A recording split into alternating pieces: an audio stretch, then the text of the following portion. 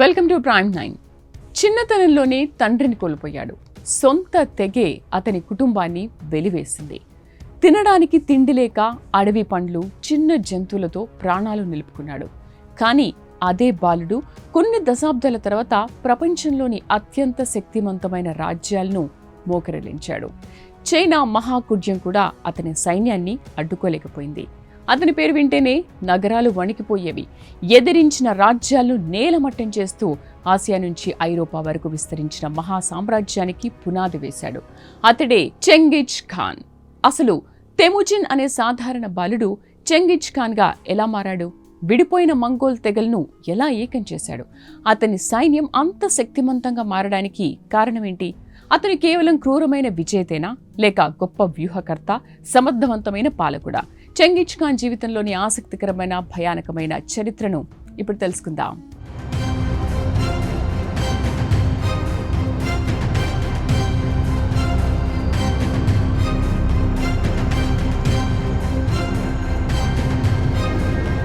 Genghis Khan అసలు పేరు తెముజిన్ సుమా.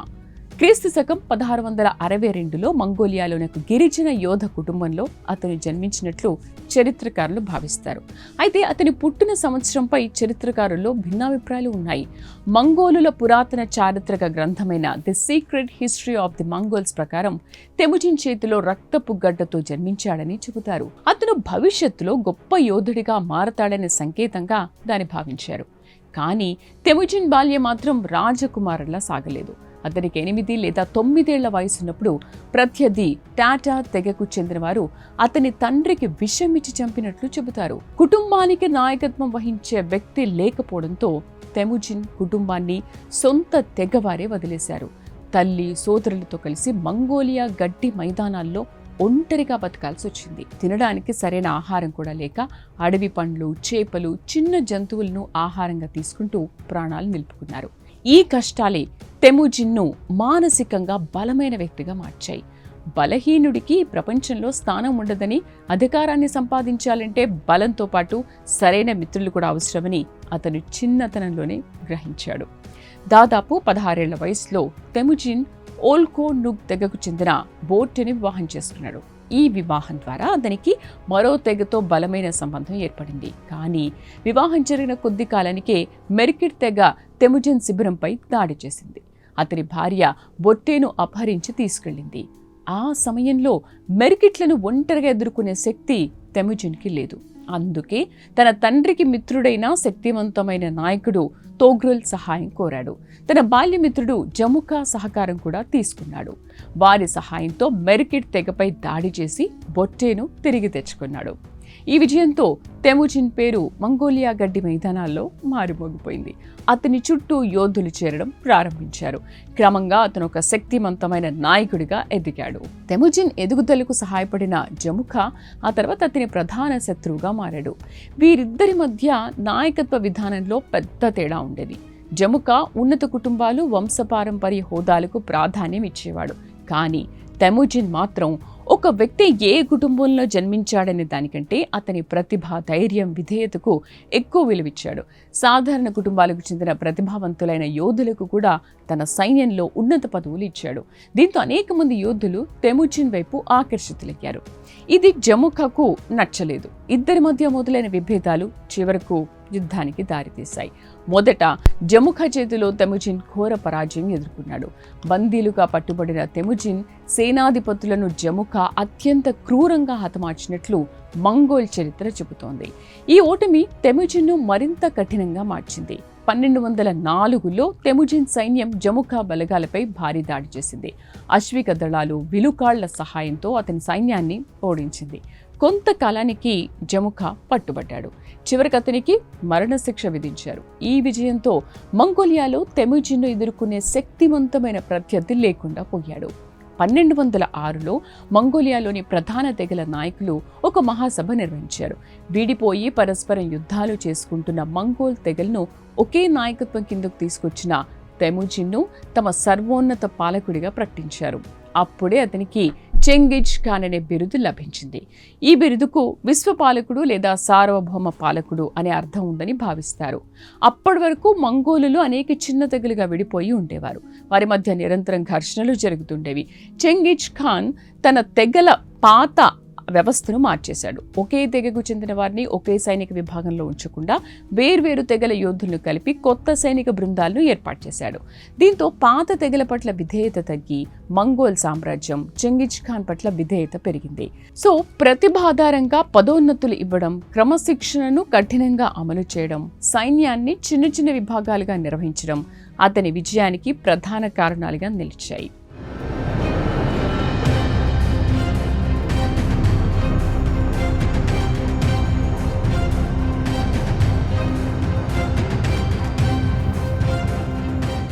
Mongol సైనికులు చిన్నతనం నుంచే గుర్రపు స్వారీ, విలువిద్యలో శిక్షణ పొందేవారు.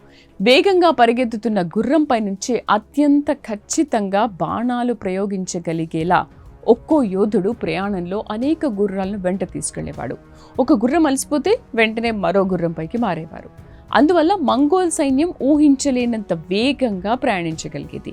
శత్రువులు సిద్ధమయ్యేలోపు 100 కిలోమీటర్ల దూరాన్ని దాటి ఆకస్మికంగా దాడి చేసేది. చెంగిజ్ ఖాన్ బలం కేవలం వేగంలోనే కాదు, అతను గూఢచార వ్యవస్థను సమర్థంగా ఉపయోగించుకున్నాడు. దాడికి ముందే ప్రత్యర్థి రాజ్యం గురించి పూర్తి సమాచారం సేకరించేవాడు. ఇక శత్రు సైన్యం బలం ఎంత, బలహీనతలు ఏమిటి, నగరంలో అంతర్గత విభేదాలు ఉన్నాయా, ప్రజల్లో పాలకుడిపై అసంతృప్తి ఉందా, ఇలాంటి అంశాలన్నింటినీ తెలుసుకున్న తర్వాతే దాడి ప్రారంభించేవాడు. కొన్నిసార్లు ఓడిపోయినట్లు నటిస్తూ వెనక్కి వెళ్లి శత్రు సైన్యాన్ని రక్షణ ప్రాంతం నుంచి బయటికి రప్పించేవాడు. ఆ తర్వాత అకస్మాత్తుగా వెనక్కి తిరిగి వారిని చుట్టుముట్టి దాడి చేసేవాడు. తప్పుడు సమాచారం వ్యాప్తి చేయడం అండ్ శత్రువుల్లో అనుమానాలు సృష్టించడం, భయాన్ని ఆయుధంగా ఉపయోగించడం కూడా అతని వ్యూహాల్లో భాగమే. మంగోల్ తెగలను ఏకం చేసిన తర్వాత చెంగిజ్ ఖాన్ తన దృష్టిని చైనాపై మళ్లించాడు. మొదట వాయువ్య చైనాలోని పశ్చిమ జియా రాజ్యంపై దాడి చేశాడు. ఆ తర్వాత 1211లో ఉత్తర చైనాను పాలిస్తున్న శక్తివంతమైన జిన్ సామ్రాజ్యంపై దండయాత్ర ప్రారంభించాడు. ఆ సమయంలో జిన్ సామ్రాజ్యం ప్రపంచంలోని అత్యంత సంపన్నమైన శక్తివంతమైన రాజ్యాల్లో ఒకటి. భారీ సైన్యం, బలమైన కోటలు, అధునాతన ఆయుధాలు దాని సొంతం. అంతేకాదు చైనా మహాకుడ్యం రక్షణ కూడా ఉంది. అయినా చెంగిజ్ ఖాన్ వెనక్కి తగ్గలేదు.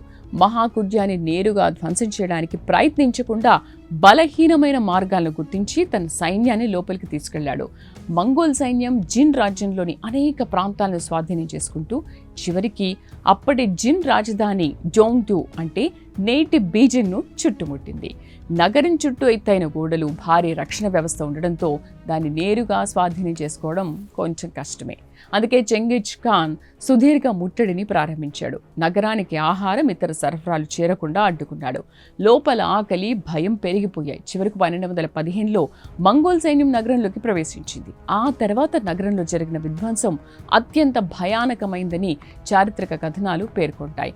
అనేక భవనాలు తగలబెట్టబడ్డాయి. ప్రజలు పెద్ద సంఖ్యలో ప్రాణాలు కోల్పోయారు. శక్తివంతమైన జిన్ సామ్రాజ్య రాజధానిని మంగోలులు స్వాధీనం చేసుకోవడం చెంగిజ్ ఖాన్ సాధించిన అతిపెద్ద విజయాల్లో ఒకటిగా నిలిచింది. చైనాలో విజయాల తర్వాత చెంగిజ్ ఖాన్ పశ్చిమ ప్రాంతాలతో వాణిజ్య సంబంధాలు ఏర్పాటు చేసుకోవాలని భావించాడు. అప్పట్లో మధ్య ఆసియాలో క్వార్మెజియన్ సామ్రాజ్యం అత్యంత శక్తివంతంగా ఉండేది. నేటి ఇరాన్, ఉజ్బెకిస్తాన్, తుర్కమెనిస్తాన్, ఆఫ్ఘనిస్తాన్లోని అనేక ప్రాంతాలు ఆ సామ్రాజ్యంలో భాగంగా ఉండేవి. చెంగిజ్ ఖాన్ వ్యాపార ప్రతినిధుల బృందాన్ని అక్కడికి పంపాడు. కానీ వారిని గూఢచారులుగా అనుమానించిన స్థానిక గవర్నర్ ఆ బృందాన్ని అరెస్ట్ చేసి హతమార్చాడు. దీనిపై వివరణ కోరుతూ చెంగిజ్ ఖాన్ పంపించిన రాయబారుల్లో ఒకరిని కూడా క్వారెజ్మో పాలకుడు చంపించాడు. రాయబారిని హత్య చేయడం చెంగిజ్ ఖాన్కు తీవ్రమైన అవమానంగా మారింది. 1219లో అతను భారీ సైన్యంతో క్వార్మెజియన్ సామ్రాజ్యంపై దండయాత్ర ప్రారంభించాడు. మంగోల్ సైన్యం బుఖారా, సమర్ఖండ్, గుర్గాంజ్, మెరు వంటి ప్రముఖ నగరాలపై దాడి చేసింది. ఇక ప్రతిఘటించిన నగరాల్లో భారీ విధ్వంసం జరిగింది. లక్షలాది మంది మరణించినట్లు మధ్యయుగ చరిత్రకారులు పేర్కొన్నారు.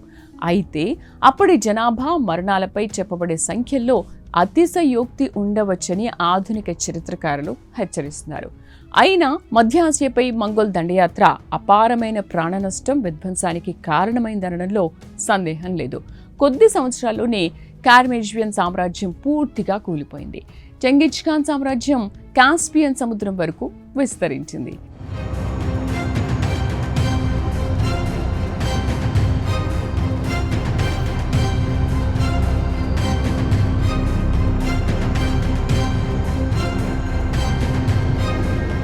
చెంగిజ్ ఖాన్ పేరు వినగానే చాలా మందికి మొదట గుర్తొచ్చేది హింస, యుద్ధాలు, మారణ హోమాలే. ప్రతిఘటించిన నగరాలు పూర్తిగా నాశనం చేయడం అతని యుద్ధ వ్యూహంలో భాగంగా ఉండేది. ఒక నగరాన్ని తీవ్రంగా శిక్షించడం ద్వారా మిగిలిన నగరాలు యుద్ధం చేయకుండానే లొంగిపోతాయని అతను భావించేవాడు. ఈ భయానక వ్యూహం అనేక సార్లు పనిచేసింది. చెంగిజ్ ఖాన్ సైన్యం వస్తోందని తెలియగానే కొన్ని నగరాలు పోరాడకుండానే లొంగిపోయేవి. అయితే అతనిలో మరో కోణం కూడా ఉంది. తాను జయించిన ప్రాంతాల్లోని ఇంజనీర్లు, వైద్యులు, కళాకారులు, ఆయుధ నిపుణులు, పరిపాలనాధికారులు వంటి ప్రతిభావంతులను గుర్తించి తన సామ్రాజ్య నిర్మాణంలో ఉపయోగించుకున్నాడు. వివిధ మతాలకు చెందిన ప్రజలు శాంతియుతంగా తమ విశ్వాసాలను కొనసాగించేందుకు కొంతమేర స్వేచ్ఛిచ్చాడు. క్రైస్తవులు, ముస్లింలు, బౌద్ధులు, ఇతర మతాల ప్రతినిధులు మంగోల్ సామ్రాజ్యంలో నివసించారు. వాణిజ్య మార్గాలకు రక్షణ కల్పించాడు. ఆసియా, మధ్యప్రాచ్యం, ఐరోపా మధ్య వ్యాపారం పెరిగేలా చేశాడు. అంతేకాదు విస్తృతమైన తపాలా వ్యవస్థను అభివృద్ధి చేశాడు. నిర్ణీత దూరాల్లో గుర్రాలు, విశ్రాంతి కేంద్రాలు ఏర్పాటు చేయడం ద్వారా ప్రభుత్వ సందేశాలు వేగంగా ప్రయాణించేలా చేశాడు. దీంతో సమాచారం, వస్తువులు, సాంకేతిక పరిజ్ఞానం ఒక ప్రాంతం నుంచి మరో ప్రాంతానికి వేగంగా చేరాయి. అంటే ఒకవైపు ఊహించలేని విధ్వంసానికి కారణమైన చెంగిజ్ ఖాన్ మరోవైపు పరిపాలన, సమాచార వ్యవస్థ, వాణిజ్యం, మత సహనానికి ప్రాధాన్యం ఇచ్చిన నాయకుడిగాను కనిపిస్తాడు. 1225 నాటికి అంటే 1225 నాటికి చెంగిజ్ ఖాన్ మధ్య ఆసియాలో తన ప్రధాన యుద్ధాలను ముగించాడు. అయినా అతని విజయదాహం మాత్రం తగ్గలేదు. పశ్చిమ జియా రాజ్యంపై మరోసారి దండయాత్ర చేస్తున్న సమయంలో 1227లో అతను మరణించాడు. అతని మరణానికి ఖచ్చితమైన కారణం ఇప్పటికీ స్పష్టంగా తెలియదు. అనారోగ్యం కారణంగా మరణించాడని కొందరు, గుర్రం మీద పడిపోవడం వల్ల గాయపడ్డారని మరికొందరు అంటుంటారు. అతని మరణం చుట్టూ అనేక కథలు, పురాణాలు ప్రచారంలో ఉన్నాయి. అతని మృతదేహాన్ని మంగోలియాకు తీసుకెళ్లి ఒక రహస్య ప్రాంతంలో ఖననం చేసినట్టు చెబుతారు. చెంగిజ్ ఖాన్ సమాధి ఎక్కడుందో ఇప్పటికీ అధికారికంగా గుర్తించలేకపోయారు. ప్రపంచ చరిత్రలో పరిష్కారం కాని అతిపెద్ద రహస్యాల్లో ఇది కూడా ఒకటి. చెంగిజ్ ఖాన్ మరణించినప్పటికీ మంగోల్ సామ్రాజ్య విస్తరణ ఆగలేదు. అతని కుమారుడు ఓగోడై ఖాన్, మనవళ్లు కుబ్లే ఖాన్, బాబు ఖాన్ల కాలంలో సామ్రాజ్యం మరింత విస్తరించింది. మంగోల్ సైన్యం రష్యాలోని అనేక ప్రాంతాలను జయించింది. 1240లో కివ్ నగరాన్ని స్వాధీనం చేసుకుంది. ఆ తర్వాత పోలాండ్, హంగరీ వరకు దూసుకెళ్లింది. 1241 నాటికి మంగోల్ సైన్యం మధ్య ఐరోపాకు చేరుకోవడంతో పశ్చిమ ఐరోపా కూడా వారి దాడికి గురవుతుందనే భయం ఏర్పడింది. అయితే అదే సమయంలో ఒగోడై ఖాన్ మరణించాడు. కొత్త ఖాన్ను ఎన్నుకునేందుకు మంగోల్ నాయకులు స్వదేశానికి తిరిగి వెళ్లాల్సి వచ్చింది. దీంతో ఐరోపాపై వారి దండయాత్ర అకస్మాత్తుగా ఆగిపోయింది. చెంగిజ్ ఖాన్ అతని వారసులు నిర్మించిన మంగోల్ సామ్రాజ్యం చరిత్రలో అతిపెద్ద అవిచ్ఛిన్న భూ సామ్రాజ్యంగా నిలిచింది. అది తూర్పున పసిఫిక్ మహాసముద్రం నుంచి పశ్చిమాన తూర్పు ఐరోపా వరకు విస్తరించింది. అలెగ్జాండర్ ది గ్రేట్ నిర్మించిన సామ్రాజ్యం కంటే ఎన్నో రెట్లు పెద్దదిగా అవతరించింది. చెంగిజ్ ఖాన్ను ఒకే కోణంలో అర్థం చేసుకోవడం కష్టం. కొందరి దృష్టిలో అతను లక్షలాది మంది మరణానికి కారణమైన క్రూరమైన ఆక్రమణదారుడు. నగరాలను నేలమట్టం చేసి భయాన్నే ఒక యుద్ధ ఆయుధంగా ఉపయోగించిన నియంత.